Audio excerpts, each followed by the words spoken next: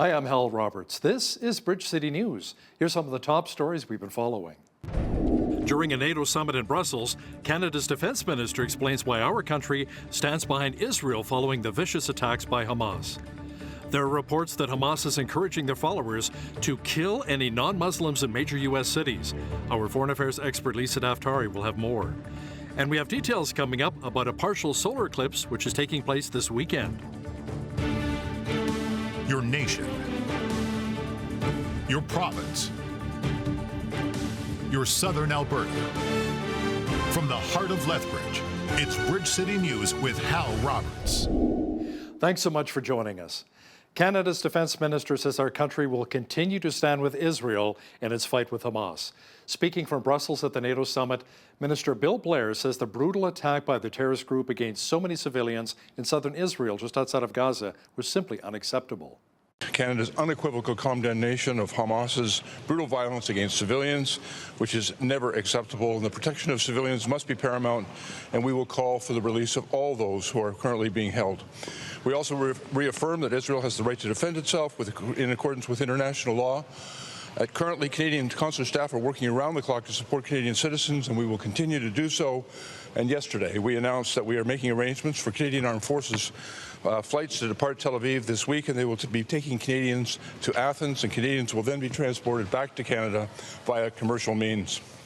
I want to take this opportunity as well to urge all Canadians who are currently in Israel to register with Global Affairs Canada, and we will continue to provide updates as they are available. The head of the Jewish Federation of Ottawa is mourning one of its own who was killed by Hamas terrorists in Israel. CEO Andrea Friedman says 33-year-old Adi Vital Kaplun, who had a large family in our nation's capital, was killed in her kibbutz home near the Israeli border within the Gaza Strip. Our family lost a mother, a wife, a sister, a daughter, a granddaughter, a niece, a cousin. Her children are miraculously home and safe, but she is not. She was murdered by terrorists in her home just for being Jewish. Adi Vital Kaplun, 33 years old, was a beautiful person with a warm soul that touched her family and friends with love. Her love was like rays of sunshine warming the world around her with her smile, her warmth and compassion. Adi was an amazing mother, teaching her children and nurturing them in a loving and caring way. U.S. Secretary of State Antony Blinken met with Israeli Prime Minister Benjamin Netanyahu to offer the full support of the Biden administration. Blinken told Netanyahu that they will always be by Israel's side. The message that I bring to Israel is this: you may be strong enough on your own to defend yourself, but as long as America exists, you will never ever have to. We will always be there by your side. Thank you, America, for standing with Israel today, tomorrow, and always. An Israeli teenager who survived attacks by Hamas explains why he's still alive. The young man says his parents were able to shield him from the attacks. He says he survived, but sadly, his parents did not. The terrorists opened the door, shot. They threw a grenade or something. It exploded. The last thing my dad said is he lost his arm. Then my mom died on top of me. And I prayed for any God. I didn't really care which God. I just prayed for a God that they won't find me. They were really scared. And then they just went radio silent. And 10 minutes later, 20 minutes later, we heard from our brother. He wrote in the family group chat. He said, Mom and Dad are dead. Sorry. Wow. There are reports of new threats from Hamas, threats of attacks in some of the major cities across the United States, including New York, Chicago, and Los Angeles. There's word that the terrorist group wants those who support them in the United States to attack anyone who is not Muslim. Now, to talk about this in more detail is our foreign affairs expert, Lisa Daftari, who joins us from Los Angeles. Lisa, LA is one of the cities being targeted. Are you concerned for your safety? No, I am just responding to dozens of texts and chats with friends who are asking whether they should send their children to school tomorrow in Los Angeles, in New York, in our major cities. If there were ever a reason to believe, if you ever wanted evidence that this attack was not something Israel had coming, it's not over a two-state solution, it's not over a blockade, and it's not over human rights, here is your evidence. The fact that they want to attack US cities, they want to attack Americans, they want to attack those who do not fold under the Hamas flag, very reminiscent of what we saw from ISIS in 2014, by the way. But here is your evidence that you're looking for. It's unbelievable how what we're watching unfold on social media as many of these cowards are hiding behind their accounts and showing support for Hamas, a terror organization that has beheaded babies, burned people alive, and executed families entirely in Israel. Lisa, should we really put much stock into this latest threat by Hamas? How much clout or support would they actually have in major U.S. cities? Will we see a host of lone wolf jihadi attacks? No, it's a great question because look, that's what they intend to do, to terrorize, right? So maybe sometimes you think it's bluff, meaning that just the threat itself will terrorize and instill fear among major populations, which is what they want.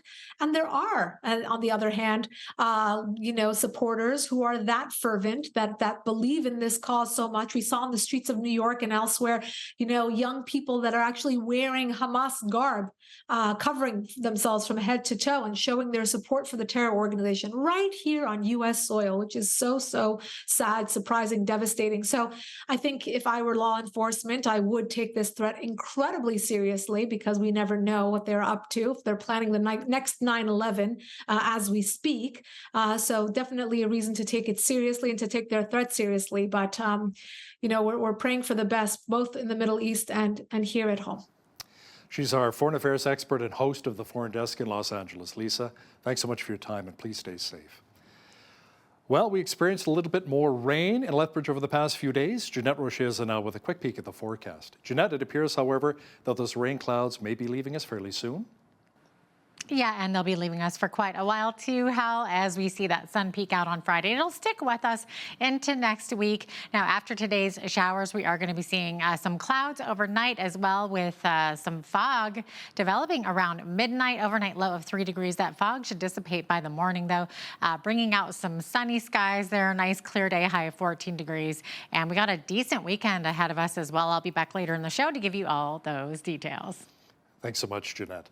As temperatures dip in southern Alberta, beetle-like bugs with reddish backs are being spotted not outdoors, but indoors. Well, maybe a little bit of both. BCN's Naveen Day explains why. Box elder bugs, more commonly known as maple bugs, breed and nest in maple and box elder trees.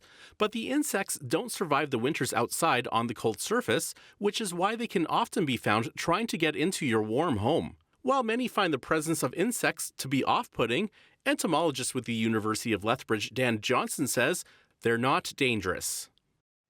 They don't attack gardens, they don't attack yards, trees, other than the maple. They hardly even hurt the maple. They feed on the developing seeds, so usually a female maple tree. They're annoying because they try to come in the house because they overwinter as a full-grown bug, and then they come out in the spring. They have antifreeze in their bodies, and so they can handle the winter. So why are there so many of these bugs visible this year? Johnson says it has a lot to do with the weather. A series of warm, dry summers is helping their numbers grow over the years, and he adds the insects have little to no predators. Many things don't eat them because they taste really bad. They're like ladybug. Ladybugs have a bad taste, and these are not in the same group as ladybugs, which are actually beetles. These are true bugs. And they have kind of a stinky, bad-tasting blood. So birds, leave them alone. Mice, leave them alone. They don't get many diseases. They hardly have anything affecting them, which is kind of unusual in the insect world. If you wish to get rid of these insects from your home, Johnson recommends to use a vacuum to suck them up or just push them outside. Squishing or swatting maple bugs can cause a very smelly odor and stain to be released that will just attract more of the bugs. For Bridge City News, I'm Naveen Day. Okay, vacuuming it is, definitely. If you look up into the sky on Saturday morning, you'll be able to see a partial solar eclipse taking place. This means the moon will gradually cover about 2/3 of the sun. An astrophotographer from Medicine Hat says it's very important to make sure that you have special gear to ensure that you don't damage your eyes during the viewing. And you always need shades, special shades. So we have like these are the eclipse viewers. You can wear those like this. These ones work, and also a welding shade works too. It has to be number 14 though. It can't be any other. It can't be any other number. I prefer the welding shade because it's glass and it just gives better contrast. That's pretty much the only way you can watch it with your eyes. You can project the image of the sun safely on with binoculars. You just point the binoculars to the sun, and then you get a projection of the image, and you can put it on a piece of paper. And then also, if you do this with your hand like this, if you go like this on a sunny day, and you can see the eclipse, the solar eclipse on the ground there with your hands, it kind of makes that. Or you just take something, go to the kitchen and get a bowl with the little pinholes in them, and just shine them on the sun, and then you can see that too. You can really cool, interesting ways so you can do that. Great tips, thanks so much. The Lethbridge Astronomy Society will also be hosting a very special viewing party for the partial solar eclipse on Saturday morning. For more information, check out our website, bridgecitynews.ca. Joint training between Lethbridge Fire and Emergency Services and the Blood Tribe Emergency Services took place on Thursday. It was a chance for the members of the Blood Tribe to utilize the Lethbridge Training Group and facility. In times of need, sometimes we do have to bring in outside agencies to help with fire, so it's great that everyone's on the same page as far as training. And anytime we can get together and do training as a team, it works well. If another agency does come in and they're maybe not on the same page, then things can go awry. If everyone is on the same page, though, then they can be utilized as basically our own staff. Now, this was the first year this collaborative training took place, and the hope is to have more training days like this in the future. Chief Borland was saying we want to make this an annual training event for our professional development, strategic planning, those types of things. We want to get better to serve the Blood Tribe members, and then off reserve as well. We do branch off at times with our ambulance, and like Wes Borland was saying there, with our mutual aid agreements on the fire, whether it's on reserve or off reserve. As everybody knows, we've had some big fires out on Blood Tribe to where we want to build those partnerships to make sure that we are engaged with our mutual aid partners so that we can fight better fires and protect property and people and the environment as the best that we can. Officials say the Blood Tribe runs 4 full-time fire and emergency services with a main station located in Standoff. In an effort to prevent the spread of COVID-19, Alberta Health Services has implemented a new masking directive for acute care facilities. The new rules require staff, doctors, midwives, and others to mask up when in hospitals. If the measures are implemented by AHS leadership, masks would also be required for patients, designated support persons, and those who visit emergency departments and healthcare facilities. A news release from AHS does say, however, that no patient shall be denied services. If the extended masking rules are implemented, they would require people to mask up in patient care areas, elevators, hallways, and common areas, also gift shops and cafeterias. Officials say signs will be put up at each facility. Each year, the Government of Alberta acknowledges October as Child Abuse Prevention Month. The CEO of the Chinook Sexual Assault Centre spoke at SACP on Thursday afternoon in Lethbridge. She said that taking action on child abuse is a community effort. There's a lot of things that all of us see and hear, so being informed, knowing how to respond, knowing how to accept a disclosure, knowing how to call things out when rape myths are happening is really important for us to actually change the course of what's happening in our society. Cassie also applauded the Lethbridge Police Service for their response to a reporter's question at a media event on Wednesday. When asked if an alleged sexual assault at Chinook High School was a hazing event, Staff Sergeant Pete Christos' response was, quote, "Absolutely not. This was sexual assault."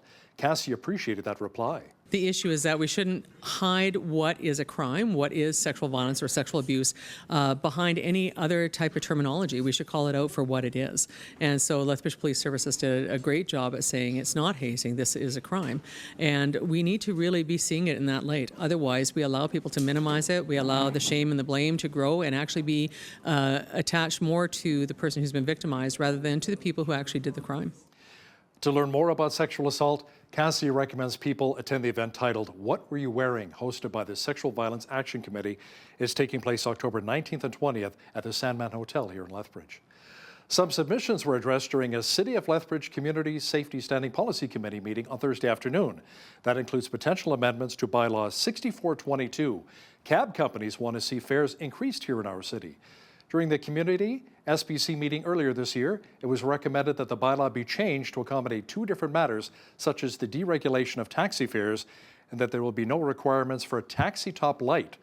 Dwayne Enns, Manager of Regulatory Services for the City of Lethbridge, explains what he's been hearing from the cab industry.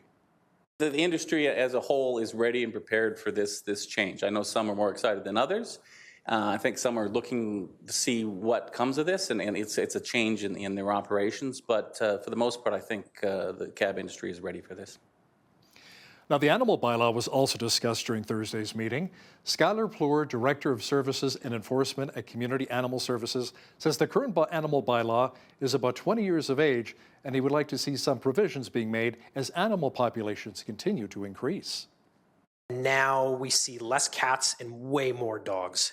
And I think you could look at data going back 20, 30, 40 years, and you would see those ups and downs. Again, right now it's dogs. 5 or 6 years, it could be cats again. It could be both. It's hard to predict that. I think we would probably want to look at drafting a bylaw that would put tools in places for us to adapt to the changing environment of what kind of pets people have. Plure says it's not just dogs and cats, but they've also seen exotic animals come into the shelter as well. A Canadian man has completed an incredible journey across the country to raise funds and awareness for schizophrenia. Matthew Dixon has made it to the Atlantic Ocean and has become the first man with a mental illness to cycle through Canada. The Schizophrenia Society of Alberta says around 44,000 Albertans are currently living with a brain disorder. Video journalist Micah Quinn caught up with Dixon to talk about his cross-country adventure. It was a satisfaction, accomplishment, and no one will ever be able to take that away from me. I'm the king of the world!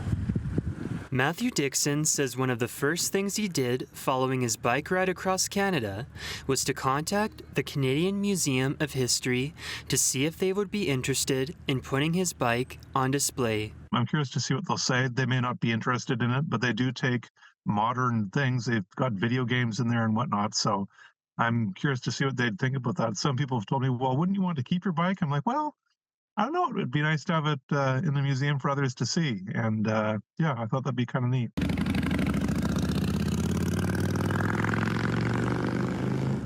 According to the government of Alberta, schizophrenia is a severe mental illness that can affect your ability to think clearly, manage your emotions, and interact with others. The Schizophrenia Society of Alberta provides help for people who are dealing with the illness, including right here in Lethbridge. Here at the Schizophrenia Society, we do community education programs in the community to raise that awareness. And at those presentations, to people living with schizophrenia tell their personal stories of living with the illness. And it's very moving, it's very impactful. And it goes a long way to reducing that stigma when people actually are able to meet someone that's living with schizophrenia and doing well. It's a good shoulder here. Dixon told us that he has a couple of upcoming projects in the works to showcase his cross-Canada trip to the public. I'm working on a book. I've mostly written the book for my daily Facebook posts along the ride with photos that I took. And I'm in the process of getting that underway. And also a friend is helping me make a film about the bike ride. And he says he can't guarantee the quality of it. He says, I may not like it, but he says, hopefully we will enjoy it and want to enter it in film festivals. Bye, Matthew. See ya. For Bridge City News, I'm Micah Quinn. Congratulations, Matthew Dixon, an incredible feat cycling across Canada. Listen, if you want to head out on a bike ride, it should be decent weather for it beginning on Friday here in southwestern Alberta. Complete weather details are coming up.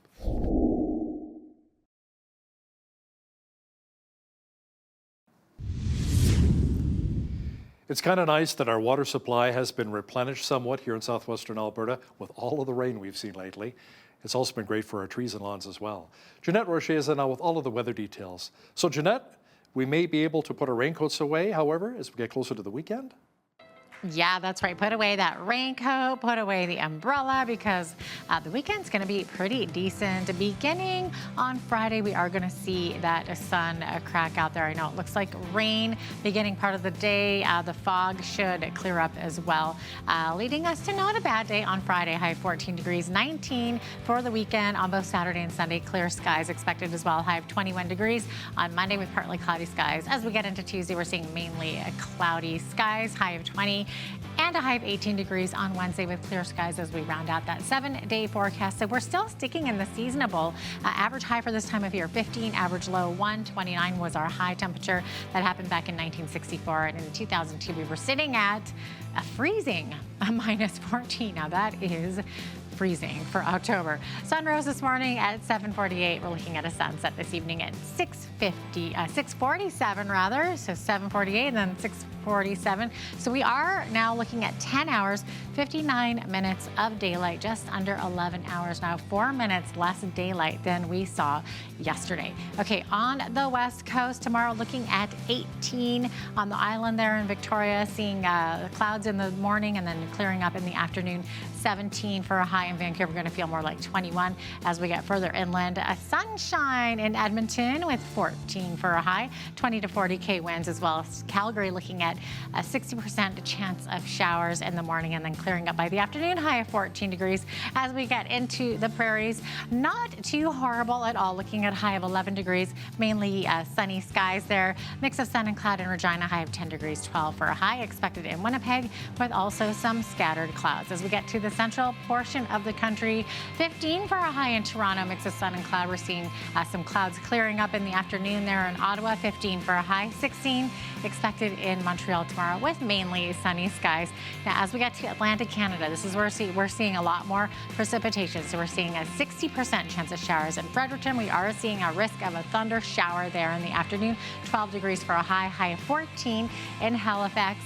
We are looking at rain, possibility of some thunder showers there as well. 60% chance of showers in Charlottetown tomorrow, high of 15. Could see a thunderstorm there. And we're seeing 60% chance of drizzle in St. John's tomorrow with a high of 13 degrees. So there you have it. That is your forecast.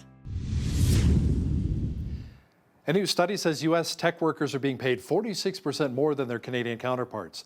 The report was released by the Toronto Metropolitan University. It found that a typical tech employee in Canada makes $83,700 a year. Now that compares with $122,600 for workers in the U.S. Both of those salaries are in Canadian dollars. The study says Canada must do more to scale up tech companies, attract more startups, and encourage more foreign investment. UNO4 workers at the St. Lawrence Seaway have voted 99% in favor of a strike if they're not able to reach a new agreement. The union has set a deadline of October the 21st. UNO4's national president, Lana Payne, says the workers manage the transit of more than 200 million tons of cargo each and every year. She says they deserve fair wages for the difficult and vital work that they do. Meanwhile, the United Auto Workers Union has escalated its walkout against Detroit's big three auto manufacturers. The UAW went on strike yesterday at the largest and most profitable Ford plant in the world. The union's president is now threatening escalation at Jeep maker Stellantis. Sean Fain says the UAW has waited long enough to bargain for a fair contract. Ford has called the strike expansion grossly irresponsible and says it has made strong wage and benefit offers. Now, here's a look at today's markets. The TSX was down 166 points on the day to finish at 19,497. The Dow was down 173 points to 33,631. The S&P 500 was down 27 on the day to 4349, and the Nasdaq was down 85 points to 13,574.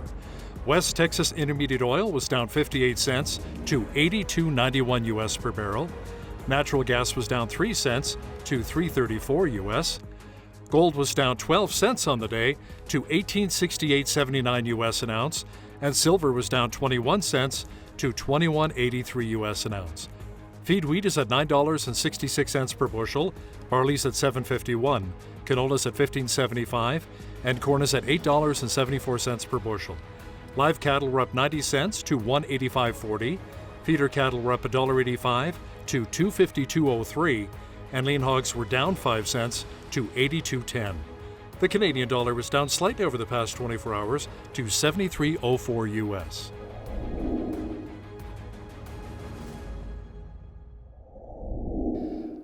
Recapping one of our top stories, in an effort to prevent the spread of COVID-19, Alberta Health Services has implemented a new masking directive for acute care facilities.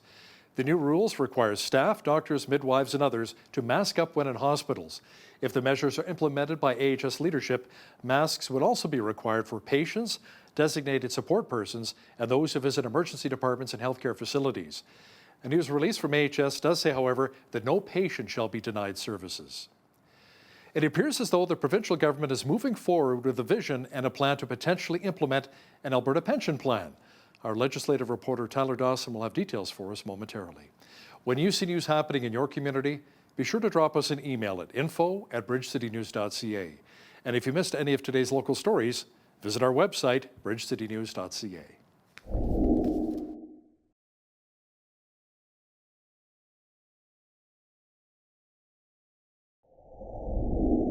It has been a year since Danielle Smith became Premier in Alberta. Now, since that time, she's won an election, picked a few new fights with the federal government, and in some ways even moderated her agenda. Now, to discuss the one-year anniversary of Premier Smith in more detail is our legislative reporter and the Alberta correspondent for the National Post, Tyler Dawson, who joins us once again from Edmonton. Tyler, Smith dropped her promise to enshrine protections for the unvaccinated in human rights legislation, and she also moderated her stance on the idea of a provincial police force. Why do you think she backed away from that? Well, I think part of what the calculation that she's doing right now is she has a couple constituencies to please. The first, obviously, is the membership of the United Conservative Party, and more specifically, in some ways, the people to whom she owes her leadership. Jason Kenney was only barely forced out. If we cast our mind back to, what was that, May 2022 when he left, he actually won that leadership review, but it was by 0.5% or something like that. So there's, a schism within the United Conservative Party. It's still the old Wild Rose PC sort of, amalgamation that it's always been. So she has to keep those sort of two sides in the UCP happy. And, prior to the election earlier this year, she also needed to make sure she wasn't scaring away sort of soft center-right voters who may have looked to Rachel Notley's New Democrats if they got a little bit frightened by some of the stuff she'd proposed. So in the case of the enshrining rights for the unvaccinated, I think that's probably part of the calculation there. Probably part of the calculation was whether or not they could even write legislation that would work nicely, whether it would hold up in court, some of those things. And the provincial police is a similar situation. This was not an idea that was particularly popular, and notably, it was really unpopular in some of the places where I think the UCP thought it would be popular, and that was sort of small town in rural Alberta, where they've been dealing with rural crime and theft and property damage and things like that for the last few years. And the idea of a provincial police force was to have a more local, a more engaged police force that was more responsive to the concerns of the folks who lived there. And it wasn't a very popular idea for them. So that idea is still sort of on the table. It didn't show up in the mandate letters for her public safety minister or the justice minister. So it's pretty safe to say, I think, that it's on the back burner. And one other thing that I would mention in the context of this is on Wednesday, the government brought back mask mandates in Alberta Health Services facilities, in hospitals, for staff, for visitors, for patients, things like that. But it's a far cry from what we saw a couple of years ago. It leaves a lot of outs, for example, for local hospitals or regional health authorities that don't really want to go down this road. So you can see, I think, some of her moderation there. She is looking at the rising case counts and things like that and saying, possibly we need to do something to protect hospital workers, so let's bring in a mask mandate. But this is bound to be politically unpopular in some parts of the province, so we'll give them some more local autonomy over it. So, when you take all of this together, it's been, in some ways, a pretty classic story of a Conservative premier or a Conservative prime minister in Canada, where they campaign a little bit more to the right because they really need to attract voters and energize voters in their party. And then when they get into power, they sort of moderate some of their more aggressive, shall we say, policies. Now, Tyler, Premier Smith does appear to be on board with trying to launch an Alberta pension plan. Is a referendum on the subject forthcoming anytime soon? Well, yes, a referendum is almost certainly forthcoming. The timeline is that part's unclear. Jim Dinning, the former PC finance minister, is doing a sort of consultation. He's got a panel together looking at the idea, and I think he's supposed to report back next fall is, I think, the date that's in my mind. So it's not coming anytime soon, it is interesting, though, because I'm sure we've all seen the ads on social media for it. I believe there's also billboard ads and things like that are out there. So the government is certainly talking like this is something they're going to do. But, again, this is not a super popular policy proposal. The most recent polling from Abacus data shows that I think about 52% of Albertans think it's a bad idea. That's actually more people than if you ask that question of other Canadians. If you ask other Canadians, should Alberta leave the Canada Pension Plan, about 47% think it's a bad idea, but 52% of Albertans say it's a bad idea. And moreover, it's really unpopular with people over the age of 60 who are probably drawing on their CPP or getting close to it. And the UCP's voter base tends to skew a little bit older, I would say, than the New Democrats. So really, really interesting scenario in which they've got, I don't think they would say this is a slam dunk. I don't think anyone would say it is, but it's certainly going to be an uphill battle for the UCP to sort of convince Albertans that this is a good idea, because at no point since the idea has come up has the polling been sort of overwhelmingly in favor of going down this road. Do you think it's just the fear of the unknown for a lot of seniors? Because according to the ads, seniors will be getting even more money with an Alberta pension plan as opposed to the CPP.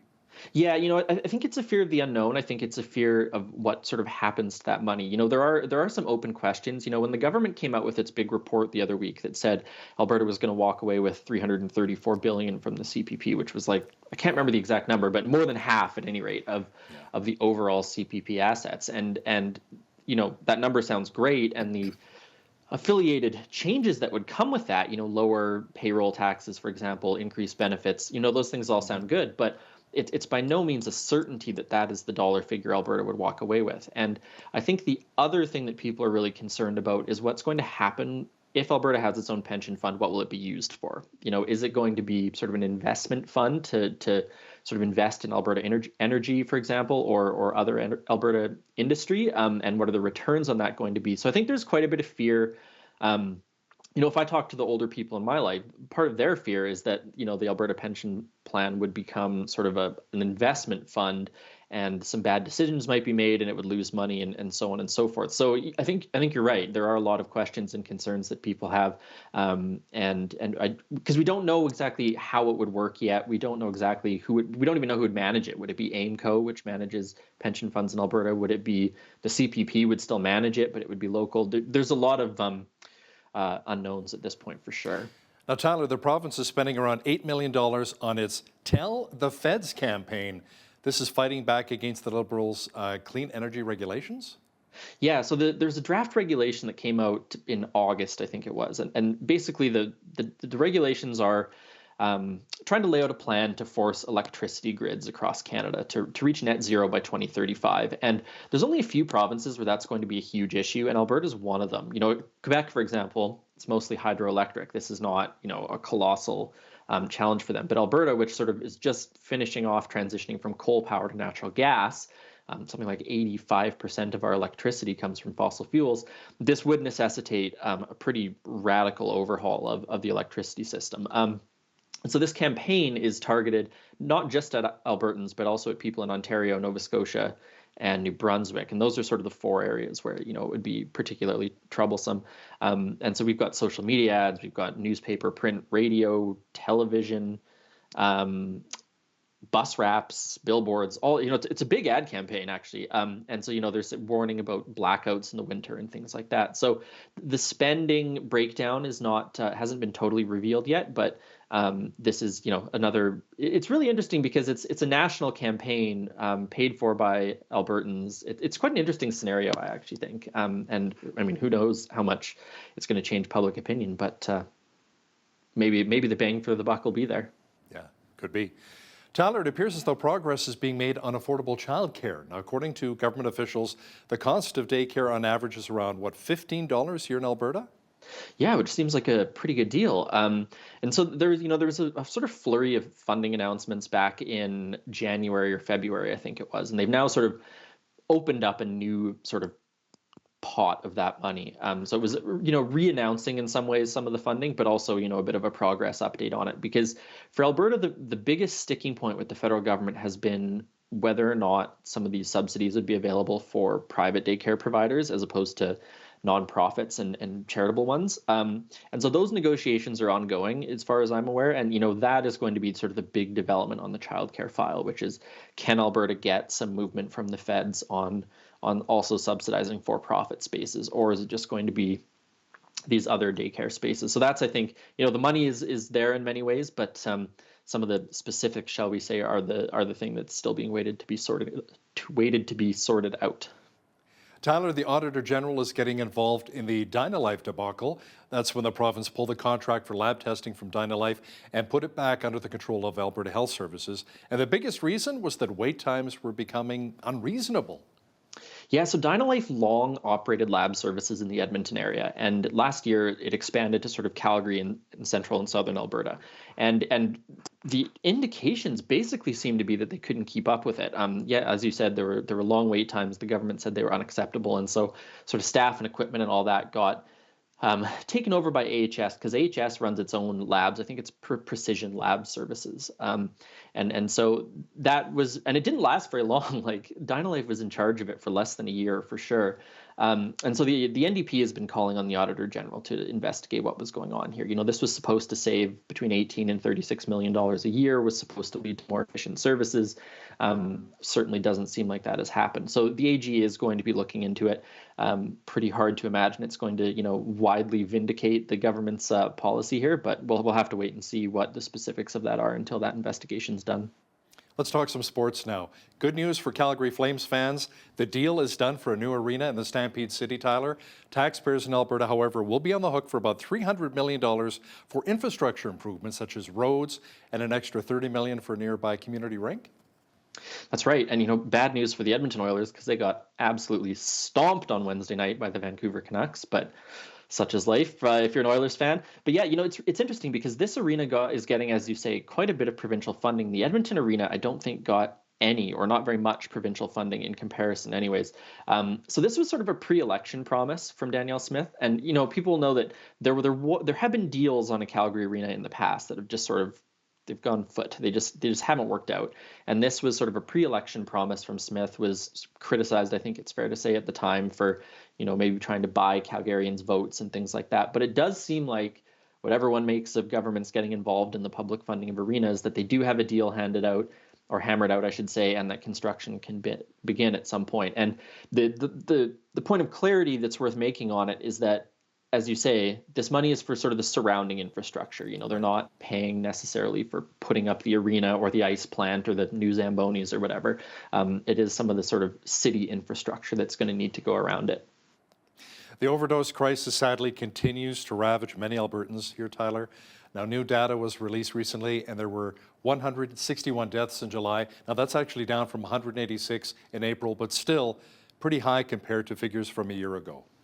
Yeah, and I think the figures from a year ago were just shy of 100. So there's certainly been an escalation. If you look at the data that the government has, you see a pretty steady sort of increase over the last couple of years, which is, incredibly tragic. And one of the things that is going to be worth watching for in the next few weeks when the legislature returns is how quickly the government moves ahead with what it's calling its Compassionate Intervention Act. And that's the legislation that's going to create a way to sort of force people into treatment for addictions issues. It's an incredibly controversial policy proposal from people within addictions medicine and things like that. So the debate on that's going to be very interesting. The what I would presume would be a court battle at some point on that's going to be very interesting. But, that's, I think it's fair to say, one of the big sort of Hail Mary passes the government's going to try and throw on this policy file. And we're almost certain to see that when the legislature resumes. I couldn't tell you exactly when, but it's going to be one of their landmark pieces of legislation in the months ahead for sure. We were talking about hockey and the Hail Mary to football. I love that. That's wow, great. Mixing metaphors. That's it. Tyler, a recent report from the University of Calgary School of Public Policy is saying that there really needs to be an inquiry into the actions of the Alberta Energy Regulator. Our province still has a huge orphan well problem. Yeah, a huge orphan well problem. And, the regulator has also had some problems in recent months over its public communications surrounding the leak at the Curl Oil Sands facility. So they've not had a great year, shall we say, the AER. And this report is basically, what it argues is that the Alberta energy regulator is sort of too close to industry and is working too hard to sort of support industry and not hard enough to protect, I guess, the other interests that Albertans have.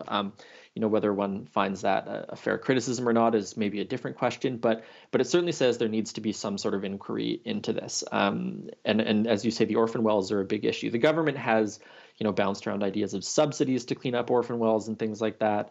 That's been politically challenging for them internally and externally within UCP supporters and those who don't support the party. So it does seem like we're moving towards some sort of, I don't want to say confrontation, but certainly discussion about what role the Alberta Energy Regulator has in addressing some of these problems. He's our legislative reporter and the Alberta correspondent for the National Post, Tyler Dawson. Thanks so much for joining us once again from Edmonton. Thanks for having me, Hal.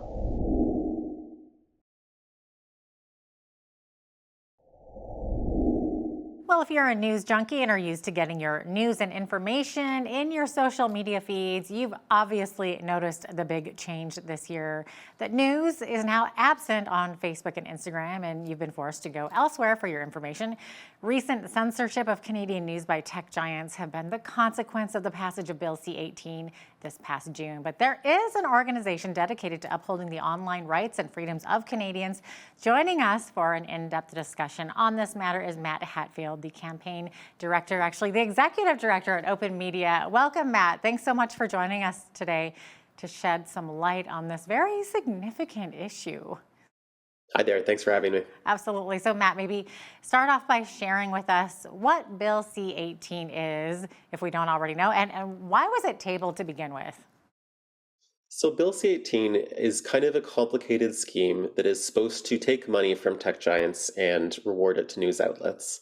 There are versions of a proposal like that where the government would have just made a fund and distributed money from the fund. The government decided not to do that. And their idea was essentially to force both parties to the negotiating table. So they would set a bunch of terms of like, your deals have to look like this, that, and the other. And we are going to require you to reach deals with any number of news companies. And the platforms had the choice of saying, well, we're just not going to carry any news. And Facebook decided they're not. And Google may follow suit. Right, which is really unfortunate. So we have the federal government here telling Facebook and, well, I guess it was Meta and Google and, Twitter, I guess, that this is how the terms are going to be. So, I mean, I guess what happened was what most of us sort of expected was going to happen. I don't know why the federal government didn't have that foresight, but here we are. And so, unfortunately, you're saying Google might follow suit now, meaning that we're not going to get news on Google? Yeah, so, there's some detail to how each of them do it. So the way Meta's done it, they've chosen to block all news in Canada. So you actually can't even get news from outside of Canada, which those news outlets outside of Canada wouldn't have been compensated in any case. Meta doesn't really see themselves as being in the business of sharing news. It is a bit different with Google. It's more important to Google. But Google seems to be signaling that they're still not happy with the bill and are still going to just stop providing links to news on their search engine instead of complying with it. Okay, interesting. And what do you think if the bill were somehow rescinded? What do you think would happen? Do you think that we could go back to getting news on social? Do you think too much damage has been done at this point? I think there's still room for government to make a deal with Google, even keeping the bill. Certainly, if they pulled it, I think Google would stay, keep news. I don't think Facebook's going to come back in any environment. I think Meta fundamentally doesn't believe news is a big part of what their platform should be, and the government simply misunderstood that. Yeah, it's so unfortunate. We all know by now what the response has been from Meta, Instagram, other tech giants. But what kind of an impact has this bill had on Canadian media and news online? I know for us it's been pretty harsh. Yeah, I mean, there's outlets that have lost half their business with having Meta not sharing their traffic, which is a huge problem for many media outlets that were already struggling. For the end user, it comes up sometimes and not others. I know during the wildfires, a lot of people were complaining that they weren't getting good news on Meta platforms, and that is an issue. On the other hand, we've also heard from a lot of people that are saying, overall, maybe it's better on Facebook these days. I didn't like it when everyone was always fighting on news articles. So I think Meta's going to stick to their guns on that front, but it's sure doing a lot of damage to the viability of Canadian news. Yeah, it's unfortunate, and I do remember the fires you're talking about because, I mean, it was almost a safety issue. If people could have gotten something in their feed, they would have known, what direction to go or what was even happening. Instead, they have to now download or upload people's apps, download their apps, and rely on just other ways to get their information. Is unfortunate. So, Matt, I want to talk about your organization now, Open Media. How is Open Media addressing these challenges posed by this legislation? Yeah, so we've been pointing out to the government this wouldn't work from the start. I think there's a debate to have about how we support journalism in Canada. Some people think the government needs to play more of a role, provide funding. Many people, of course, are very worried about the government, picking winners and losers in journalism. Unfortunately, C18 kind of combines the worst of every approach. The government was playing a pretty big role in how this funding would be distributed and who might benefit. But they weren't sort of taking responsibility for the consequences. And it's been disappointing to see the government still isn't really taking responsibility for the fact that not only have they not produced any new news funding at all, there's not a single new dollar so far, but they're actually hurting a lot of news outlets, which surely wasn't the point. So we are calling them on to go back to the drawing board and come back with something that actually helps the news, because this just isn't doing it. So in your opinion, what's the best way to fight against media censorship in Canada, considering the evolving digital landscape and the challenges that it presents? Yeah, so we encourage everyone to have a direct relationship with your news sources that you value. People should be coming direct to your website, subscribed to your newsletters, really making sure that these platforms aren't cutting them out, aren't the intermediary. And that's just healthier for all of us. If people do want to see news on some of their platforms, you can use a VPN to spoof that you're outside of Canada. And that's a way of sort of changing your what shows up in your feed. Although you still can't post to people who aren't using a VPN, so it's not going to help with news on that angle. And really, you got to raise your voice and be heard by government. So many more people are talking about the problems of this kind of approach to news now than were a year ago, before Meta started blocking things. And so we have petitions that you can take on openmedia.ca or .org, where you can really tell government, this isn't working. It's time for you to admit it and come back with something better. Let this bill go and support news in a different way. This is one of the worst cases of censorship that I've seen online. But do you believe that censorship in Canada is becoming worse? Even before this happened?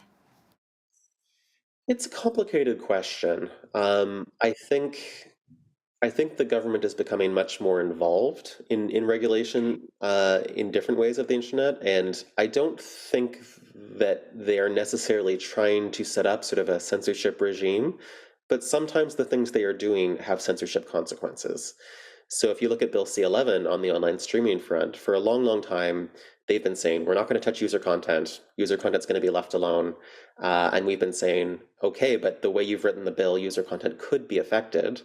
And there's been, a long debate there. And they have tried to fix parts of that in the regulations they put on C-11, but it's now in the hands of the CRTC. And the CRTC has a very specific old school way of looking at things. And they are going to do things that actually are going to have speech consequences for ordinary Canadians. They've decided that podcasts are potentially subject to regulation, and they're looking at a broad range of quote-unquote broadcasting objectives they want to see podcasts fulfilling. And we're still waiting to see exactly how that's going to play out, but I'm concerned about the way they're thinking about the internet, unfortunately. Yeah, definitely. Matt, are there any other specific legislations that Open Media is currently opposing? Yeah, there's a lot going on. So there's privacy regulation happening, Bill C-27, and the government has shoehorned regulating artificial intelligence into that bill. We don't think we should be handling both issues at the same time, but getting that right is going to be really important, because we're all seeing ChatGPT and all these tools that are going to change the world a lot, I think, over the next 5 years. And then another really exciting piece that's going on right now is there's some signs that Canada might improve our competition legislation. So there's actually been a couple bills from different parties in the last few months proposing to deeply reform our competition laws. And people might think, competition law sounds boring, snooze. Competition law defines the terms of how business works in Canada. And it basically means, are we going to be a country that's fair to small business? Or are we going to be a country where the giants get to just abuse their power and crush small businesses before they get a chance to compete? So that's a really important piece to get right that I'm actually hopeful for. Wow.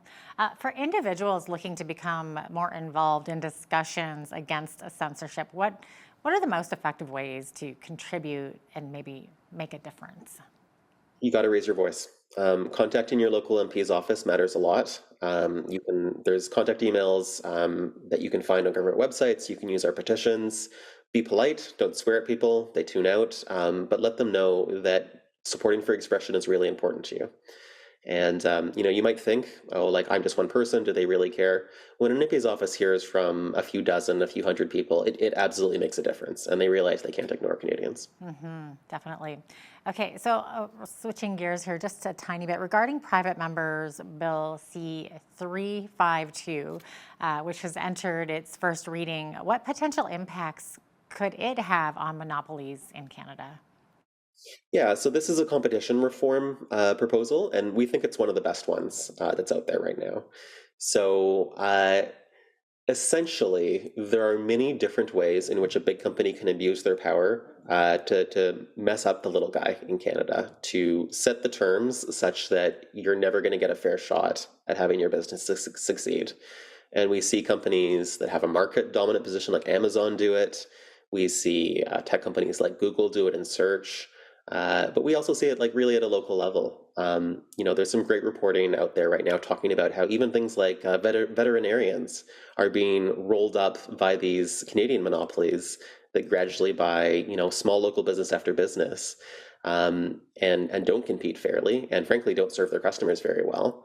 And so essentially what this regulation will do is that it will give our Competition Bureau, which is the primary regulator here, a lot more power to look at markets, decide if a couple of big companies are using unfair practices this way, and take steps to prevent that. So many people were very upset when Rogers successfully bought Shaw. We are fighting to keep Canada from seeing another buyout like that again, because everyone could see that was bad for the country, and our laws just couldn't stop it, unfortunately. Yeah, it seems like it's becoming more regulated. Absolutely. So how does Open Media, your organization, plan to engage with this legislation specifically? Yeah, we've been engaging really hard from the start. And I think, we're in a very polarized time, but something like the peril of monopolies is something that actually the whole political spectrum understands. People on the left and the right, everyone can see that it's bad for people when one or two companies hold all the cards. So we've worked really hard with the opposition parties to give them input on what needs to change. We've worked a lot with academics and experts on this, and we've really rallied our community. So we've got what's called an anti-monopoly charter that lays out some basic principles for what Canada needs to do to stop monopolies from taking over.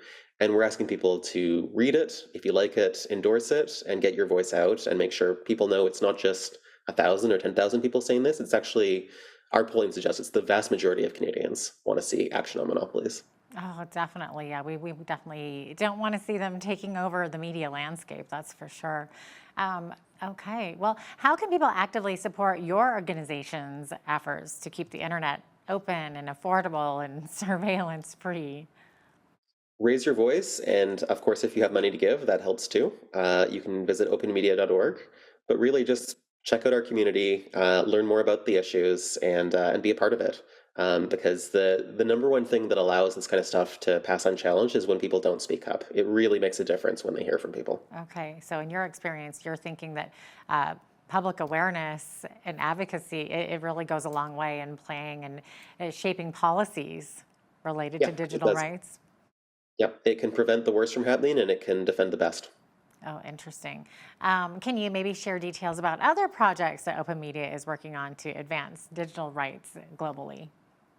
Yeah, I mean, we're fighting for privacy and competition reform, and we're fighting to prevent, I think, some of the worst, most censorious ideas from happening. So a major piece that I think is going to come out next year that isn't legislation yet is online harms legislation.